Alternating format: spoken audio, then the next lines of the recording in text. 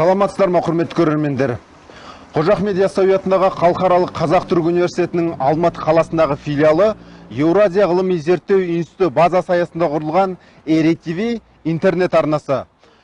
Бүгінгі біздің бағдарламаның қонағы педагогика ғылымдарының докторы, профессор, Қазақ ұлттық педагогикалық қыздар университетінің ректоры Гаухар Төремұратқызы Алданбергенова.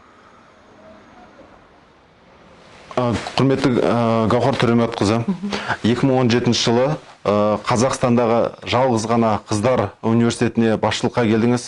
Құтты болсын айтамыз. Алдағы жұмыстарыңызға сәттілік тілейміз.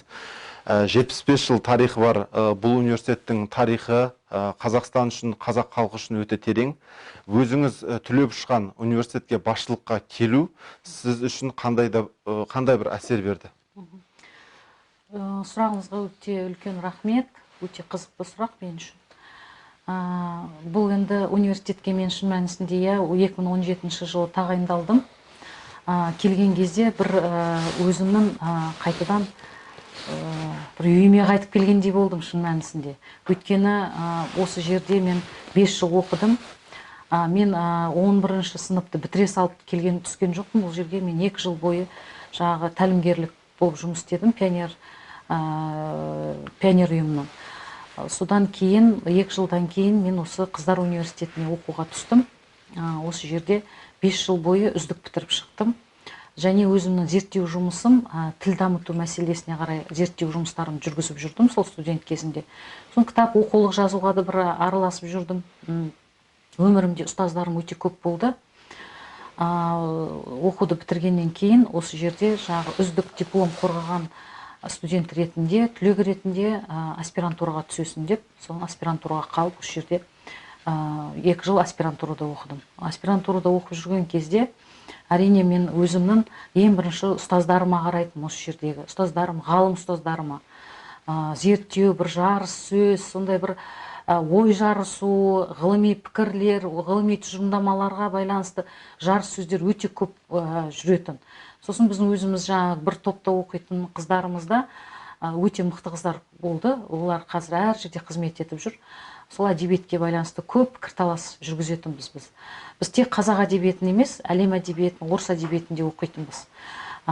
Сол әдебиетті аяғына дейін қызығып, кешке жақын жатақханада кім бірінші оқып бітеді, сол өзінің жаңа оқыған пікірін айтады, біз оған жарыса образдарды талдай бастаймыз. Бір сондай өзі бір шығармашылық бір сондай не бар тұғын, атмосфера. Енді бұл жерге келгенде ең бірінші мен кітапханаға бардым. Неге? Өйткені біздің оқып жүрген кезде кітапханамыз өте керемет болатын. Осы қыздар университеті, мына ұлттық кітапханадан кейінгі, ол кезде Пушкин атындағы ғылыми кітапхана болатын. Сол кітапханадан кейінгі біздің кітапхана ең көлемі жағынан үлкен деп айтатын. Сол кітапхананы, бұрынғы кітапханамы сондай ма, сол қалпында қалды ма деп мен бірінші кітапханаға барып кітапхананы көрдім. Енді әрине кітапхана бұрынғы студент кезімдегі көзқараспен қазіргі сол 2017 жылы енді біраз жыл жұмыс істеген адамның көзқарасы екі түрлі ғой, кішкене сыни көзқараспен қарайсың деген сияқты. Ал жалпы енді бұл менің альма-матерім. Ең басты менің бірінші ойым осы жерге келгенде мен ойладым, біріншіден мен студенттерді көп көзін ашуым керек, көп білім жан-жақты болу керек. Және екіншіден осы жерде оқытушылардың ақысын, еңбек ақысын көбейтем деген сол ең бірінші маған мақсат болды. Және өзімнің осы оқу орныма ұлттық мәртебе берілсе деген шіркін-ай деп сол бір өзім сөйтіп армандайтын. Сонымен 2018 жылы бір жыл бойы осы жұмыс істедік. Елбасымызға үлкен рахмет. 2018 жыл желтоқсанда, 25 желтоқсан күні осы университетке ұлттық деген мәртебе берілді. Қазақстанда 10 ұлттық университет бар болса, жоғарғы оқу орындары. Біз 11-ші болып қосылдық сол тізімге. Жалпы бұл университеттің тағдыры өте қиын. Сол сұрапыл жылдары ашылған, 44-ші жылы ашылғаннан кейін, сол кезде осы қазақтың зиялылары көп пікір айтқан, осы университеттің көркеюін тілеген жаңағы біздің Қаныш Сәтбаев, Мұхтар Әуезов, осы сынды азаматтарымыз осы университетті ашуына атсалысқан. және айтқан тәңір жазса бұл қара шаңырақ қазақ қыздарының шамшырағына айналсын, сол шамшырақтың сәулесі сөнбесін деп тілейік деп айтқан. Сол нәрсе мен әрқашанда құлағымда, жадымда. Сондықтан бұл университет көркею керек. Жалпы мынау дамыған елдердің барлығында негізі бұндай қыздардың оқитын қыздар, шаңырақ қыздар жоғарғы оқу университеті, жоғары мектебі, ол саусақпен санарлықтай, ол тек дамыған елдерде ғана бар. Ол мысалы араб елдерінде бар, Корея елінде бар, Ұлы Британияда бар, ақш-та бар. ақш-та ол жерде жабық қыздар университеті бар. Осындай тек дамыған елдерде ғана қыздар университеті бөлек жаңағы осындай білім алады. Жалпы мынау Совет үкіметі, кеңес үкіметі кезінде бұндай университет Қырғызстанда болған және Өзбекстанда болған. Мынау ыдырауға байланысты, кеңес одағының ыдырауына байланысты бұл университеттер жабылып қалды ол елдерде. Қазіргі таңда Орталық Азиядағы жалғыз қыздар университеті. Бұл университеттің, жаңа мен айтып кеттім, тағдыры өте қиын. Мына 90-шы жылдары бұл университетті жабамыз деген. Сол кезде елбасымыз араласып, мынау елді мекендерді аралағанда, анализ жасағанда, сол алыс мекендерде, елді мекендердегі мектептерде осы қыздар университетін бітірген мұғалімдер жұмыс істейді екен.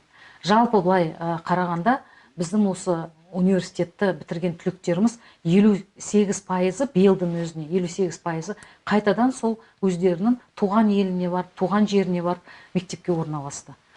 Сондықтан елбасымыз айтқан бұл университетті көркейтуіміз керек, гүлдендіруіміз керек деп. 2008 жылы осы жерде үлкен жатақхана салынған, студенттерге сол жатақхананың ашылуына келген, сол кезде айтқан бір қызды тәрбиелеу, бір ұлтты тәрбиелеу деп. Бұл біздің бір ұранымыз. Шын мәнісінде білімді әйел, ол білімді ұлт. Өйткені бұл жерден бітіріп шыққан қыздар, мамандар, ол өзге елдің де баласын тәрбиелейді, білім береді. Және өзінің, ол болашақ жар, болашақ ана, өзінің отбасында, өзінің дүниеге әкелген баласына да дұрыс білім береді деп мен ойлаймын. Сондықтан бұл университетке менің келгенім мен үшін бір үлкен бақыт. Мен қазір осы жердегі бұрын өзіме білім берген ұстаздарымды қараймын. Сол кісілерге қарап тамсанатын, сол кісілерге қарап армандайтынмын. Енді сол арманыма бір жеткендеймін.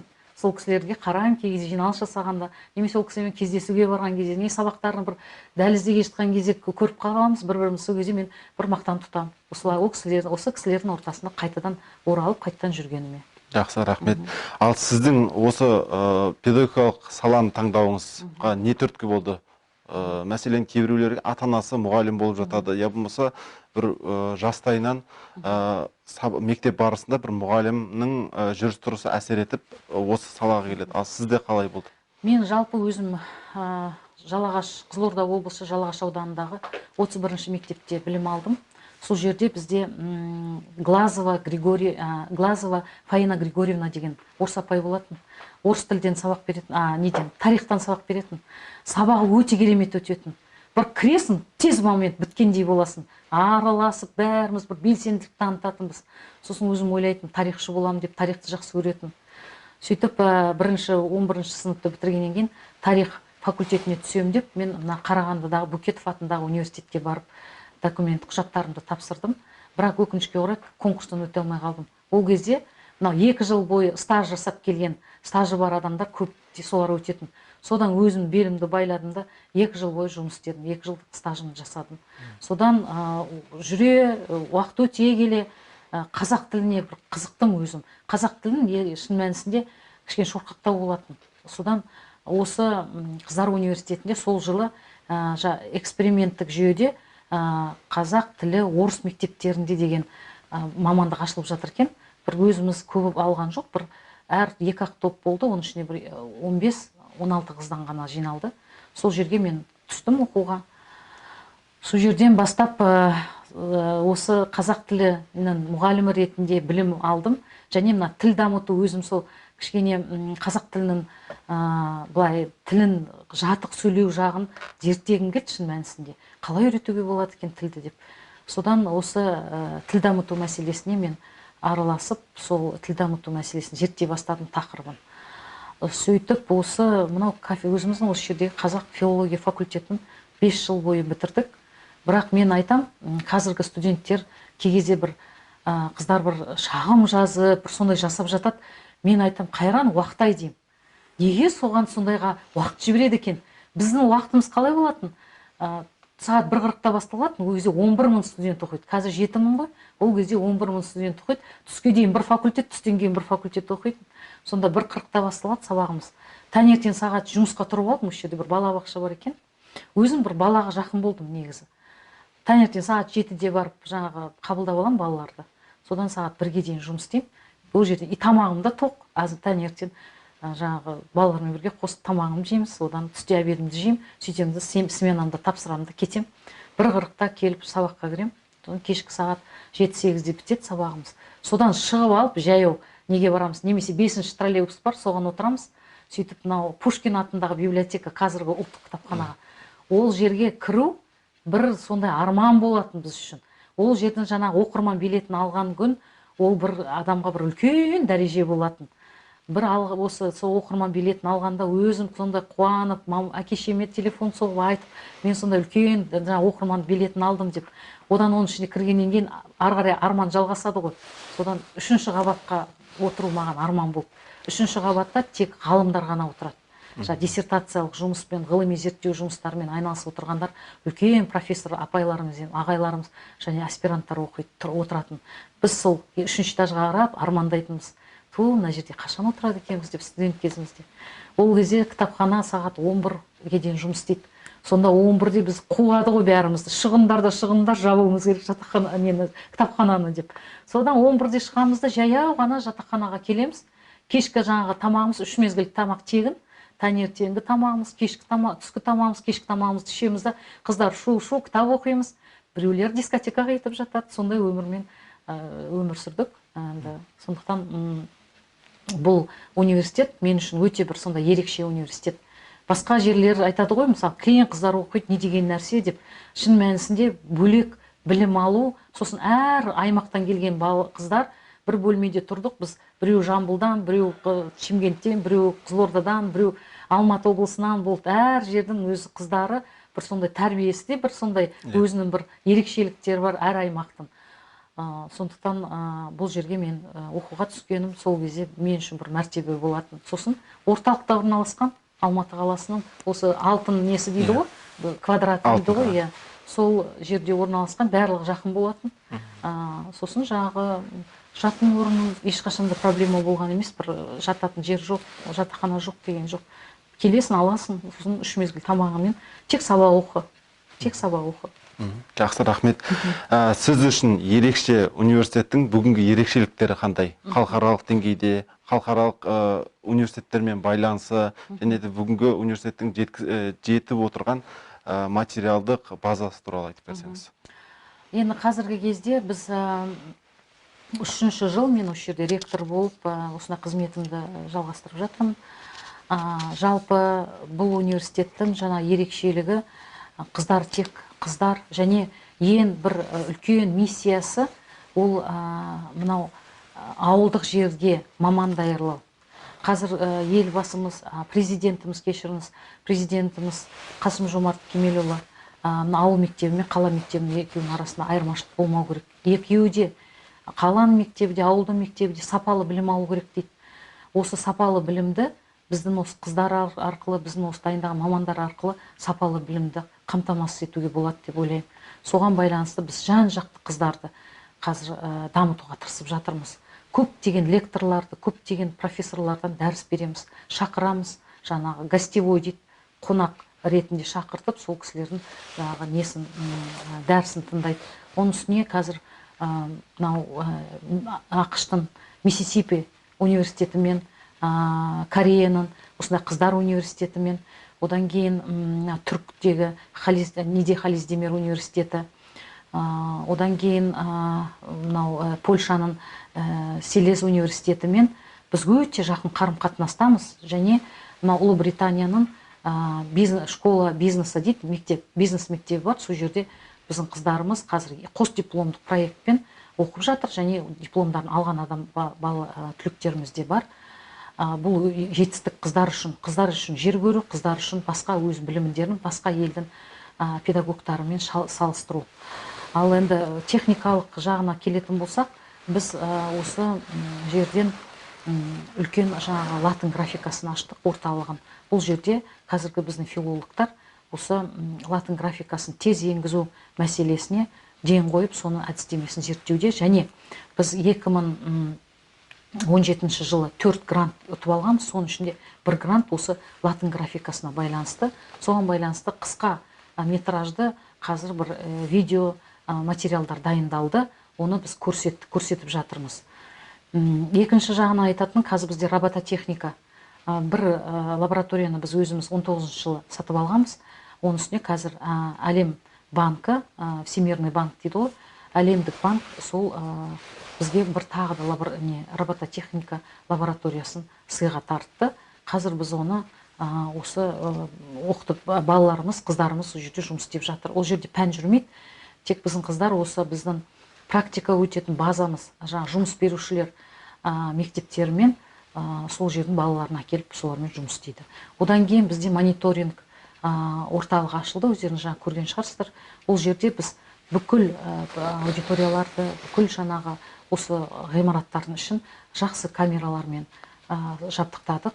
Ол жерде бір жағынан қауіпсіздік күні бойы, бір тәулік бойы не болып жатырған бәрін түсіріп, ол бір ай бойы сақталады осы мәселе. Тағы жақты жабдықталатын нәрсе қазіргі компьютерлер, өте жақсы компьютерлер, үлкен біз тест осы жерде орталығын аштық. Ол жерде қазір 300-дей компьютер тұр.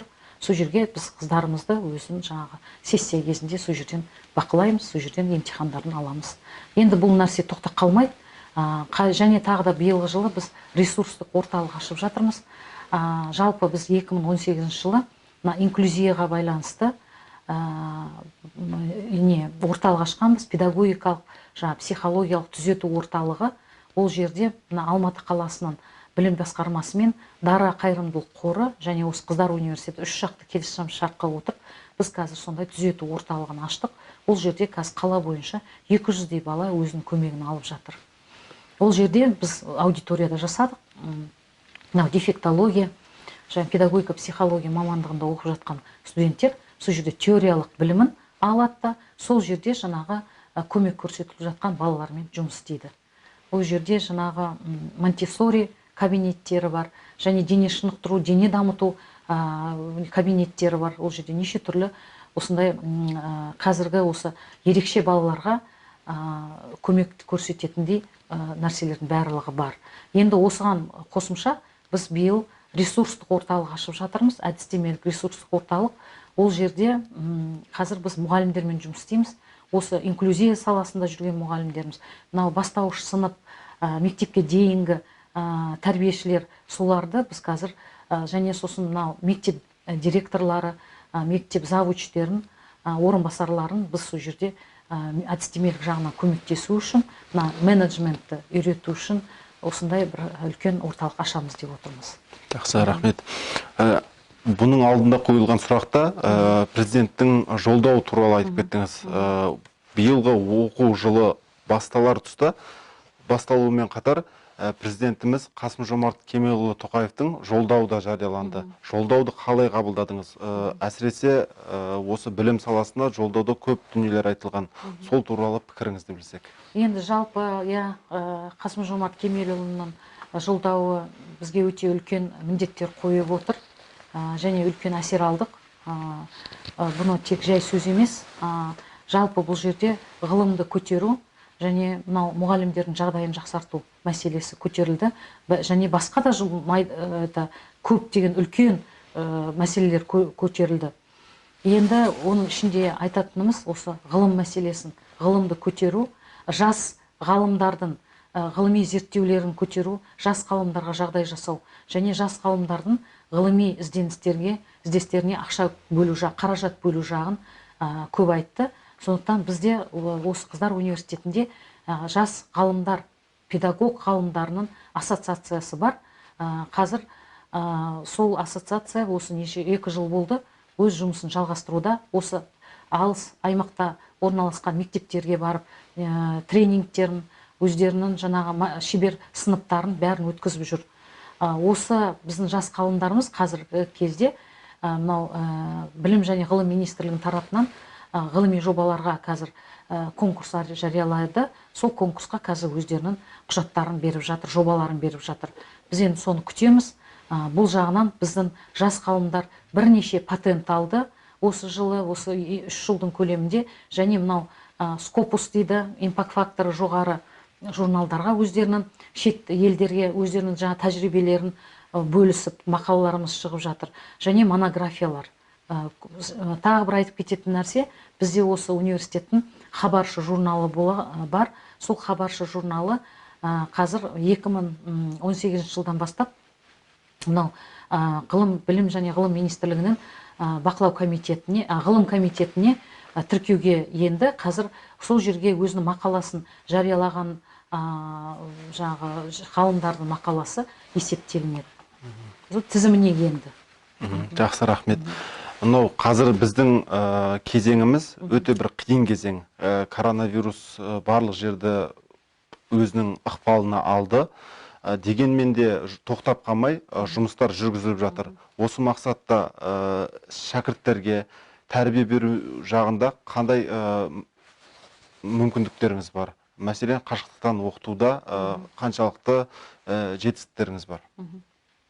Жалпы қашықтан оқыту ол бүгін немесе кеше болған нәрсе емес. Бұл Қыздар университетінде 2012 жылдан бастап қашықтан оқыту бөлімі жұмыс жүргізіп жүрді. Ол жерде шәкірттеріміз бар, студенттеріміз бар. Жалпы былтырғыдан қарайтын болсақ, 3000-дай студент осы қашықтан оқып жатты бізде. Қазір коронавирусқа дейін. Коронавирусқа дейін, осы пандемияға дейін 3000 студент қашықтан өз білімін жетілдіріп отырды. Ол 2012 жылдан бастап жұмыс істеп жатыр. Сондықтан бұл қашықтан оқыту әдістемесі біз үшін таңсық емес. Ол бұрыннан келе жатқан үрдіс. Сондықтан біз оған дайын едік. Бірақ енді жаппай қашықтан оқыту әрине кішкене қобалжулар болды, қорқыныштар болды. Бірақ дегенмен біз қазір оны барлығын осы білім және ғылым министрлігінің өзінің күнделікті жаңағы өзінің беріп отырған көмегімен біз ол жұмысты жүргізіп жатырмыз. Білім және ғылым министрлігінде Мирас Мұхтарұлы деген біздің өзіміз вице-министріміз бар. Сол карантин басталғанда аптасына 3 рет ректорлармен, проректорлармен кездесіп, осы қашықтан оқыту мәселесін қай университетте жақсы алдыңғы қатарлы әдістеме бар, солармен бөлісіп, біз сондай пікір алмасу арқылы өзіміз жетілдірдік білімімізді. Ол кісіге үлкен рахмет. Ол сол осы пандемия, карантин біткенге дейін, осы жағы 19-20 оқу жылы біткенге дейін ол үрдіс жалғасып келді. Біз көп нәрсені содан үйрендік негізі. Жалпы енді қазіргі кезде біз енді күнделікті сабақтың өту сапасына қараймыз, оған міндетті түрде оған анализ жасаймыз. Одан кейін біз студенттермен әрқайсымен жұмыс істейміз. Әрқайсында интернет қалай, білімді алып жатырсыз ба? Білімді алу қиын болса, біз оларды әкімшілікке шығып жатырмыз, сол жерде жан-жақты көмектесу. Одан кейін өздеріңіз білесіздер ғой, біз жаздың күні диплом қорғау, мемлекеттік емтихандардың барлығы осы қашықтан болды. Ол кезде де көптеген болды сұрақтар. Ол сұрақтарды біз сол жердегі жергілікті әкімшілікпен шешіп отырдық. Жақсы, рахмет. Құрметті ректор ханым, соңғы сұрағымыз болсын, алдағы жоспарларыңызбен бөліссек. Жалпы біз осы 2020 жылдың көктемінен бастадық, жаз бойы жұмыс істедік. Қазір біз осы университеттегі 6 факультеттің 2 факультетін жоғары мектеп ретінде қайтадан құрдық. Ол жердегі факультеттерді трансформация жасау. Қазір бізде 4 институт және 2 жоғары мектеп бар. Ол жердегі біз барлық жұмыс жоспарларын, оқу жоспарларын бәрін қайтадан қарап, стратегиялық жоспарларын дамыттық. Оның 2 факультет, ол педагогика, психология және физика, математика. Педагогика, психологияны алып отырғанымыз, бұл педагогикалық жоғарғы оқу орны. Екіншіден физика, математиканы алып отырғанымыз, бұл жаңа қашықтан оқыту әдістемесі, цифрлық Қазақстан дейді, мынау цифровизацияда оқу процесін цифрлық деңгейге көтеру. Сол жағынан біз осы 2 факультетті басты факультеттерді алып қазір жоғары мектеп жасап жатырмыз. Ол жерге біз көптеген басқа бір міндеттерді, жоғары міндеттерді қойып отырмыз. Ол жерде жаңағы бұрынғыдай оқытушы, аға оқытушы деген позициялар болмайды. Ол жерде жаңағы лектор, сосын жаңағы мәртебелі профессор деген атақ арқылы, қызмет арқылы біз ол кісілердің жалақысын, еңбек ақысын көбейтіп отырамыз. Екінші жағынан айтатынымыз, бұл екі мектепке біз толық бостандық беріп отырмыз. Демек, ол кісілер өздеріне ақша табу жағына да бостандық, және ақша жұмсау жағына, қаражат жағына, жұмсау жағына да біз өзіміз қадағалап отырамыз. Бірақ дегенмен олар кісілерге ондай мүмкіншілік көп болады. Және біз шет мемлекеттерден де жақсы тәжірибелермен бөлісетін мамандар, ғалымдармен қазір біз көптеген осындай жұмыстар жүргізіліп жатыр бізде. Жақсы, үлкен рахмет. Құрметті профессор Алдамжарова ханым, бізге уақыт бөлгеніңіз үшін үлкен рахмет. Бұған дейін біз сұхбат бағдарламасындарында өткізіп келе жатырмыз. Сол уақыттарда ашық, жарқын, емен жарқын әңгіме өткізген ректорлардың бірі сізсіз. Өте риза болдық. Рахмет үлкен. Рахмет айтамыз. Рахмет үлкен. Жақсы.